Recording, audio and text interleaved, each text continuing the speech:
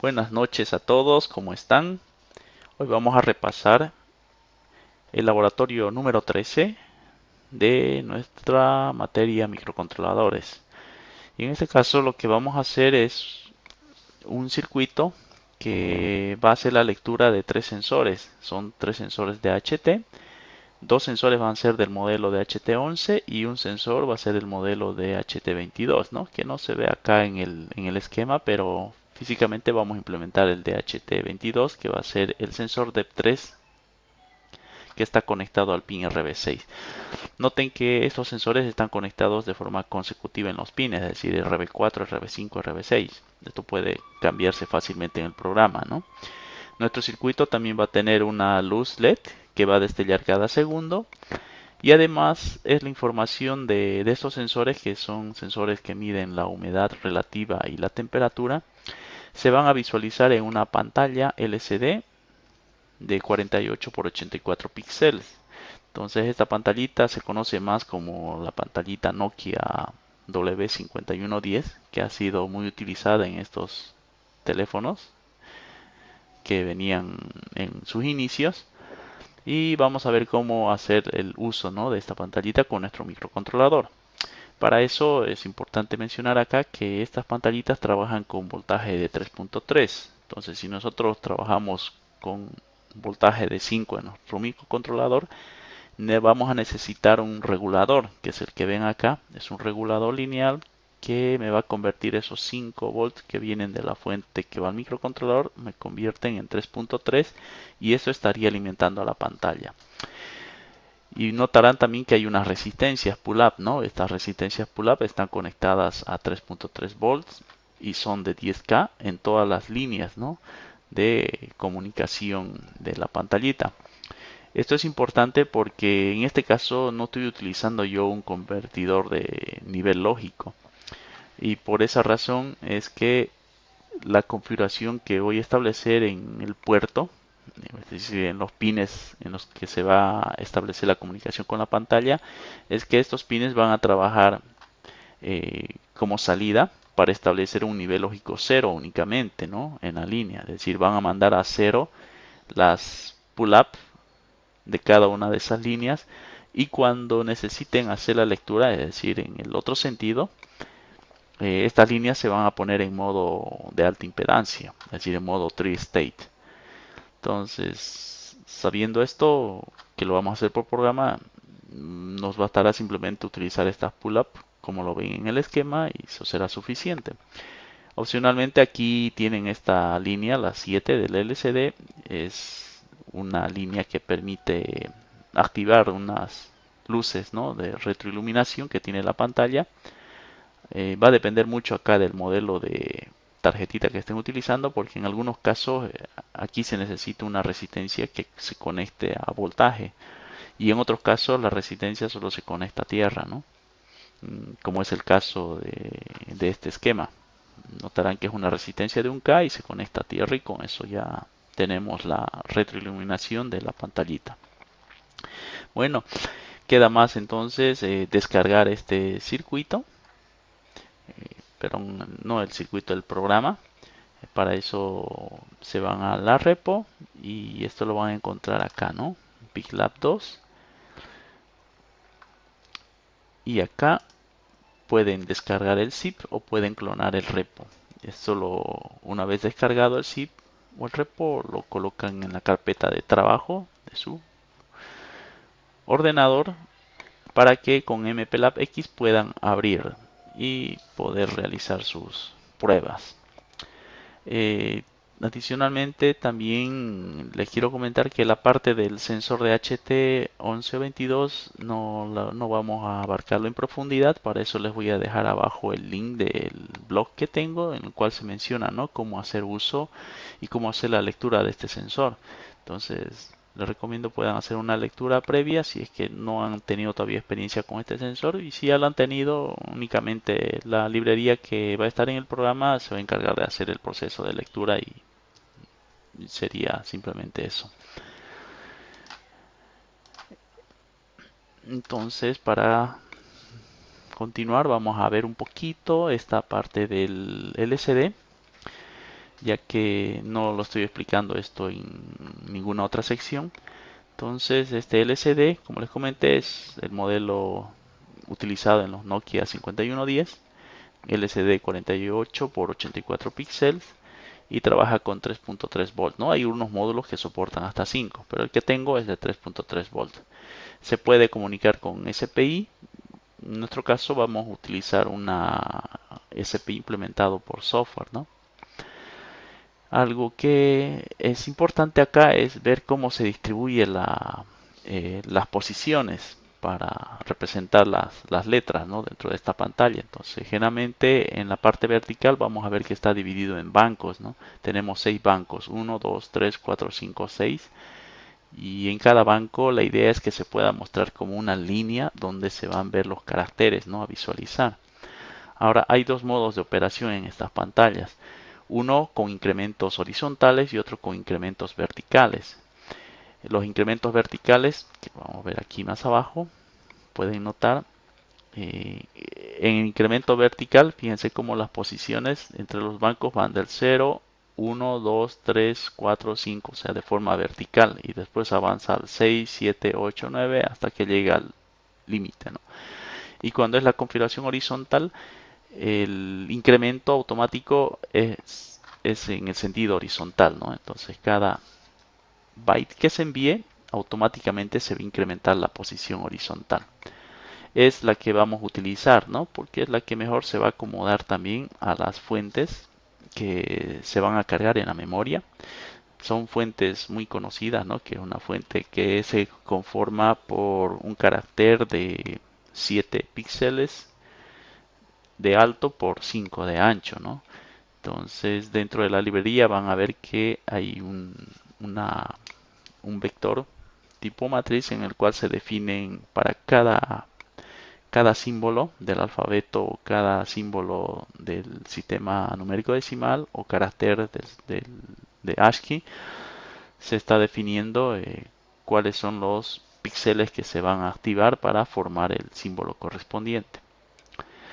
Creo que algo más adicional a esto es que tiene comandos en el cual se va a hacer la configuración, ¿no? Pero esta parte la librería las va a manejar.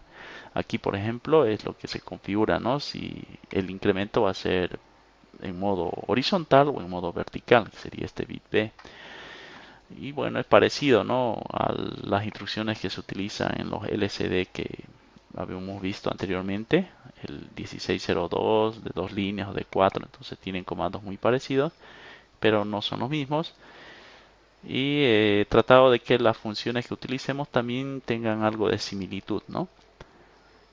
Bueno, eso sería entonces en cuanto a este punto. Ahora vamos a revisar nuestro programa. Aquí vamos a abrir nuestro programa, que lo tengo yo en esta carpeta. Vendría a ser el programa 13, Display de HT. Una vez descargado, ustedes abren este programa.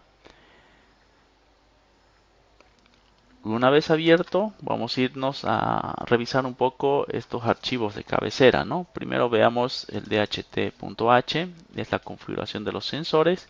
Entonces aquí lo que tienen que configurar es en esencia estas líneas de acá, ¿no?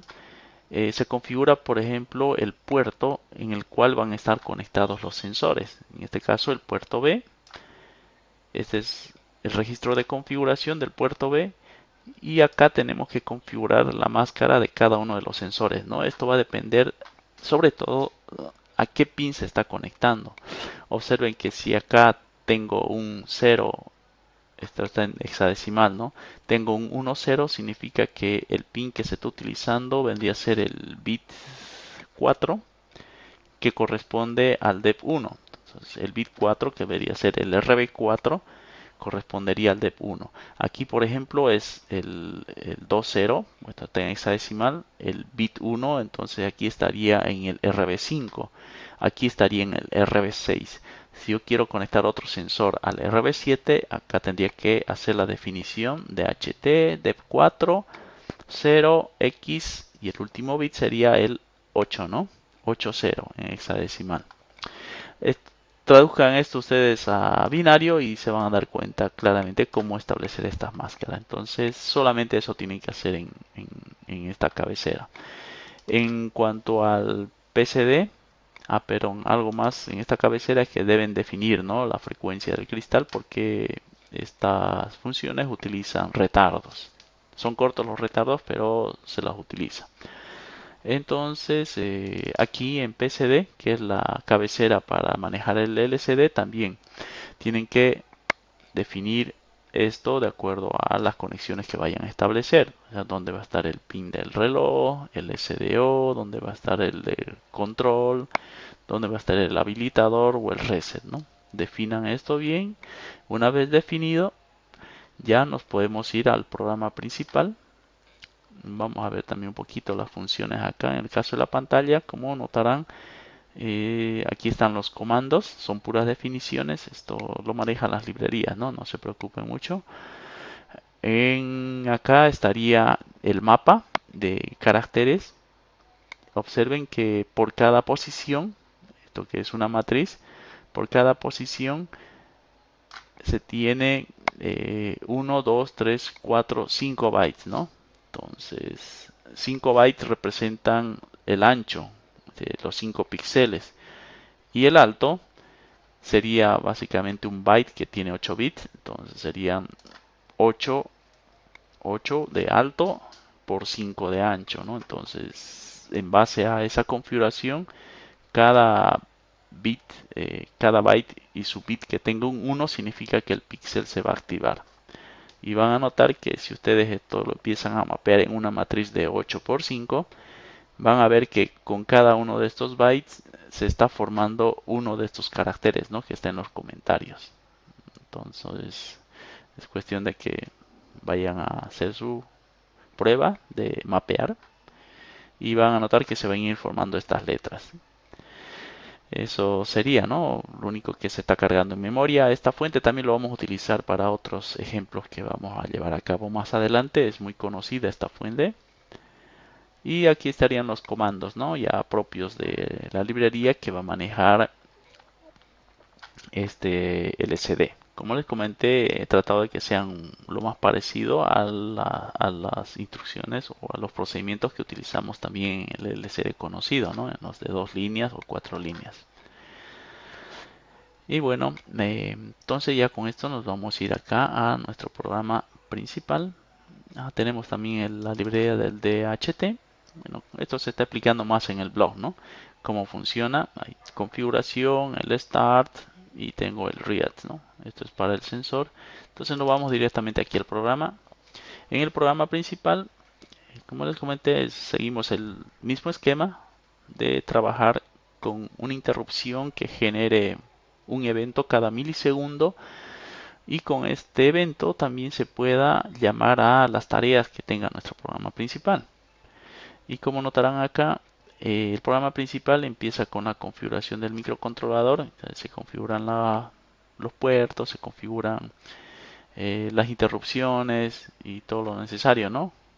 Aquí se hace la configuración de los sensores. Esto lo que hace en realidad es configurar los pines, ¿no?, para que pueda trabajar con estos 3 sensores que lo habíamos definido en la cabecera del DHT. Entonces, de 1, de 2, de 3.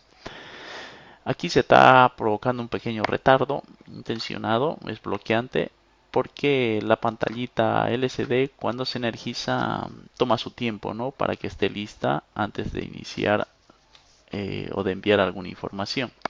Entonces hay ese retardo y después se configura la pantalla. Entonces simplemente se pone PCD Setup y esto está haciendo la configuración sobre todo de los pines y los bits iniciales que determinan el modo en el cual va a operar.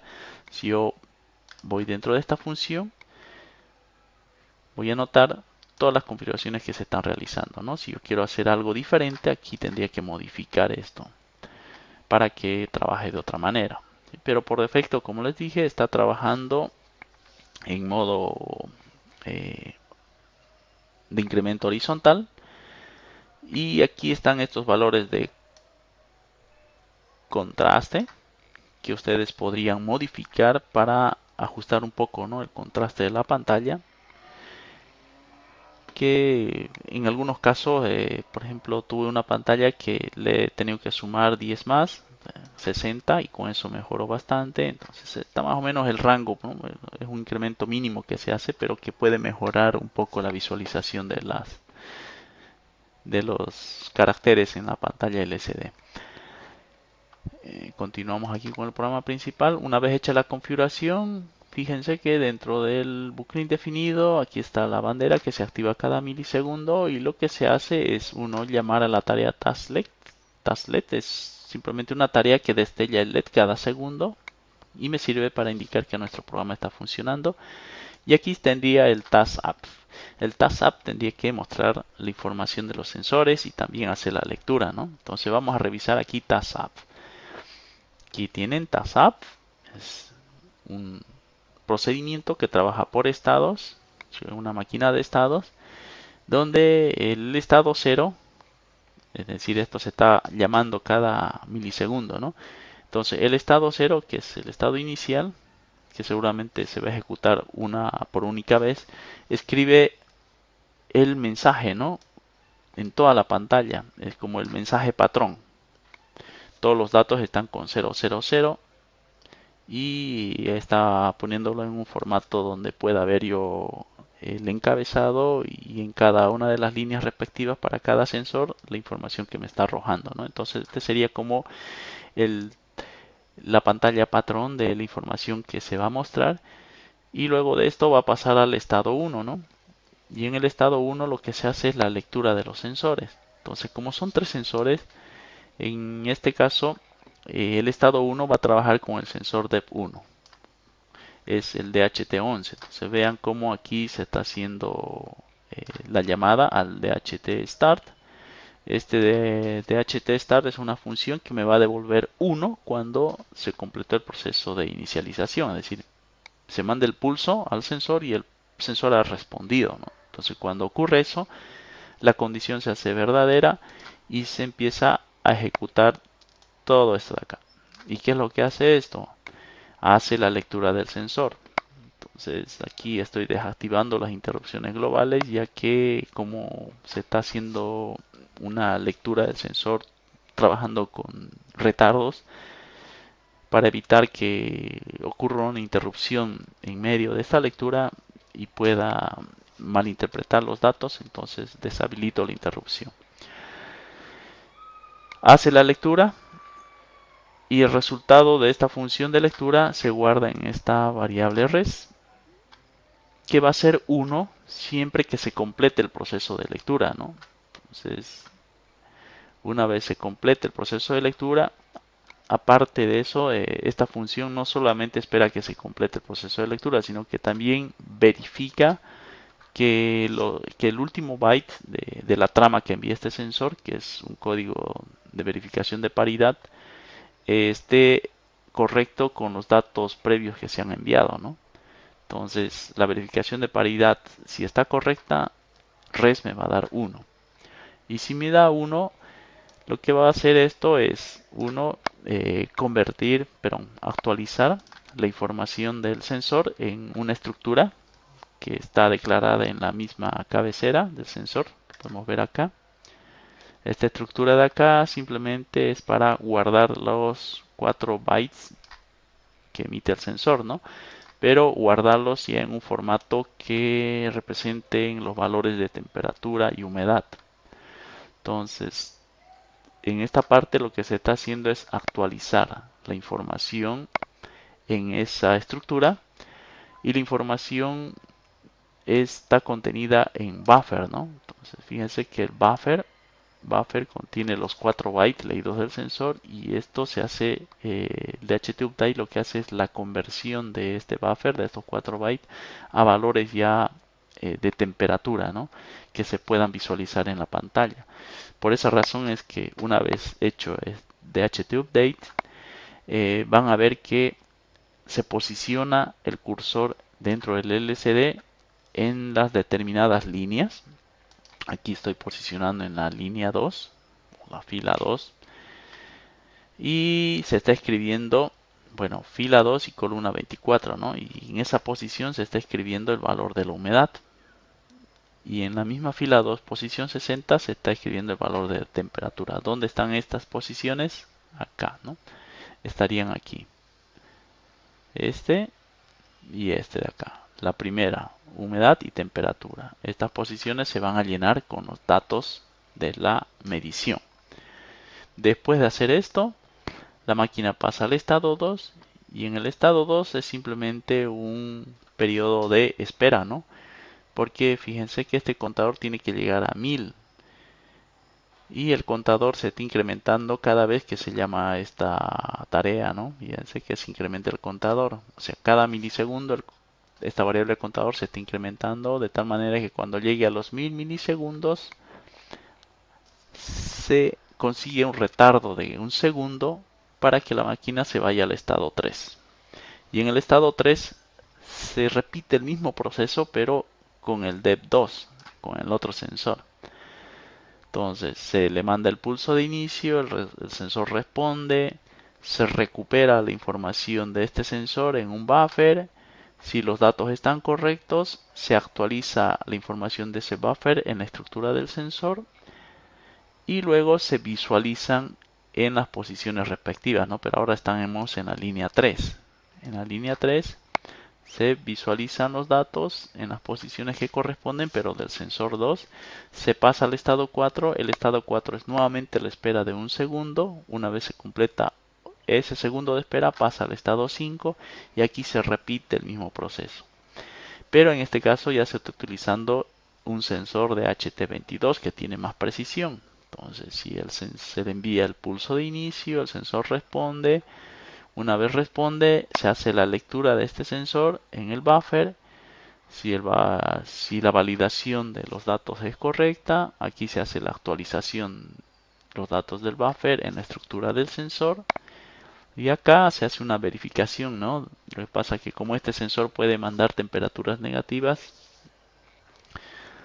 acá estoy enmascarando el último bit porque, bueno, en mi región difícilmente tengo temperaturas negativas, ¿no? Y para mi caso no me estoy planteando la condición de que un sensor vaya a dar negativo.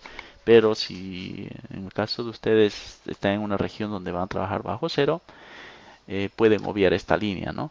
Y tendrían que considerar que si el último bit de mayor peso de esta variable temp es un 1, entonces significa que el valor que les está mostrando es negativo. Entonces ya con eso, fíjense que acá hace el posicionamiento del cursor y muestra el valor, ¿no? Muestra la humedad y muestra la parte fraccional de la humedad. Aquí lo mismo, ¿no? Se posiciona en la parte 4 ya, porque estamos en la línea 4. Muestra la temperatura y la fracción de la temperatura, ¿no? Porque este sensor tiene más precisión. Y bueno, luego nuevamente no se va al estado 6. En el estado 6 se provoca otro retardo de un segundo para que una vez completado el segundo, el proceso vuelve a iniciar donde esta máquina pasa nuevamente al estado 1. En el estado 1 empieza todo el trabajo, pero nuevamente con el DEP1. Y de esta manera se está haciendo un barrido de 1, de 2, de 3 con intervalos de un segundo entre cada uno de ellos, ¿no? Esto ayuda bastante porque como verán en la hoja de datos de este sensor es el periodo mínimo entre diferentes lecturas no debería ser menor a 2 segundos, ¿no? Entonces, con esto estamos garantizando, ¿no? Que al menos hayan 2 segundos entre lecturas de cada uno de estos sensores. Ya con eso tengo el programa listo, hago la compilación y procedemos a probar nuestro programa en el microcontrolador. Muy bien, ahora vamos a revisar nuestro circuito.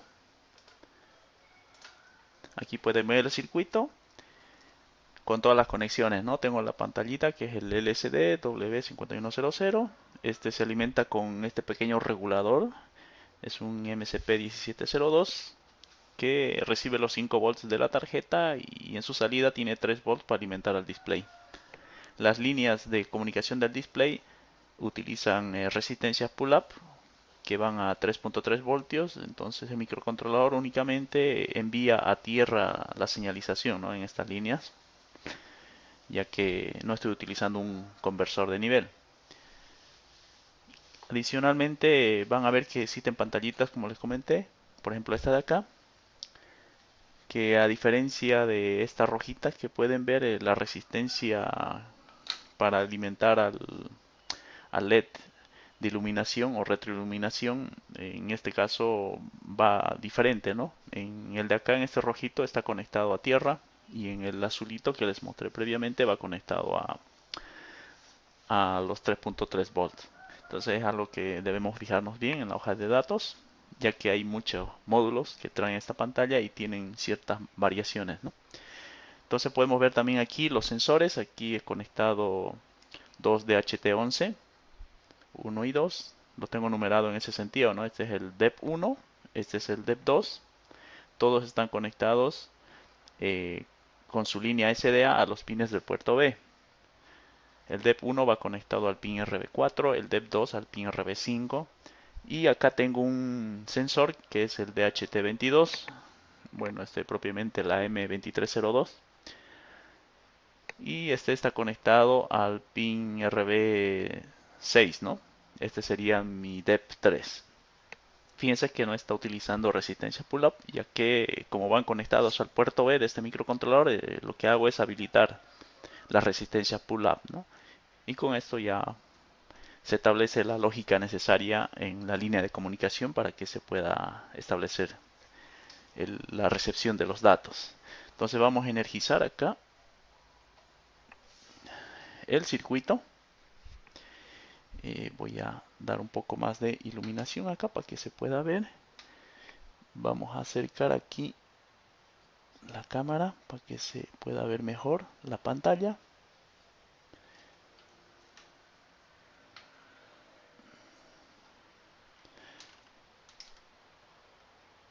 A ver, creo que ahí.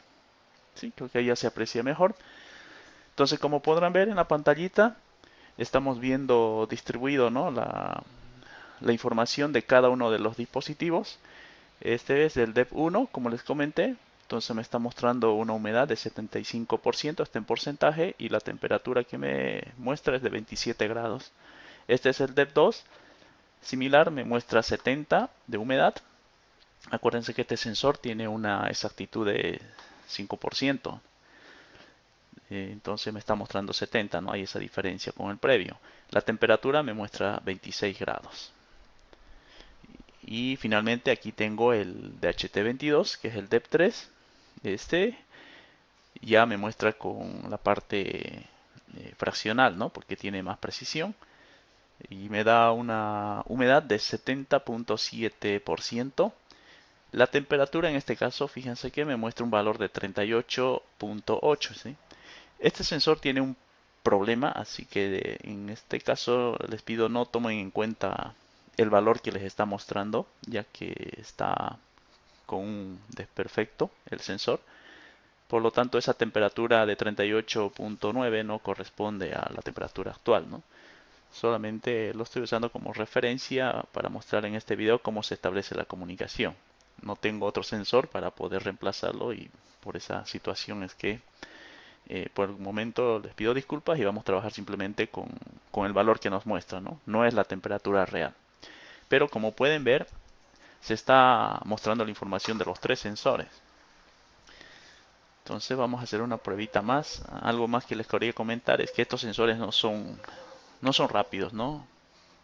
Como vimos en la hoja de datos, estamos hablando de que el tiempo en que se tendría que hacer la repetición de cada lectura tiene que ser mayor a los 2 segundos. Entonces, imaginan, para los tres sensores, estamos hablando 2, 4, 6 segundos, pero como lo estamos haciendo a través de un proceso de tiempo por una máquina de estados, entonces estamos usando intervalos de un segundo entre el barrido a cada uno, ¿no? Entonces, más o menos hay una diferencia de 3 segundos en mostrar la información. Aún así, hay momentos donde no se recibe la señal y espera al siguiente sondeo o barrido para mostrar la información. Acá tengo un pequeño calentador, vamos a ver cómo hay la variación en la temperatura. Eh, Voy a calentar los sensores, los azulitos, que me muestran 27 grados ambos. Entonces, si yo caliento este ambiente, la humedad tendría que descender, ¿no? Entonces, vamos a ver ese efecto. Vamos a activar acá. No voy a calentar mucho porque lo puedo dañar, ¿no? Este calentador se usa sobre todo para el soldado de componentes. Entonces, vamos a ver en un momento la variación que me va a ir mostrando. Pueden ver que el sensor 2 ya me está mostrando 37 grados y bajó la información de humedad, y el sensor 1 también ya me está mostrando 34 grados y también bajó el porcentaje de humedad, ¿no? El sensor 2 ya va con 36. Ya en este momento he dejado de usar el calentador, entonces esto también, el efecto de la reducción de la temperatura no es inmediato, como saben bien. Esto va a ir reduciendo gradualmente en el tiempo hasta que llegue nuevamente a la temperatura ambiente, que son los 27-28 grados aproximadamente. Aquí tengo un... Vamos a cambiar esto.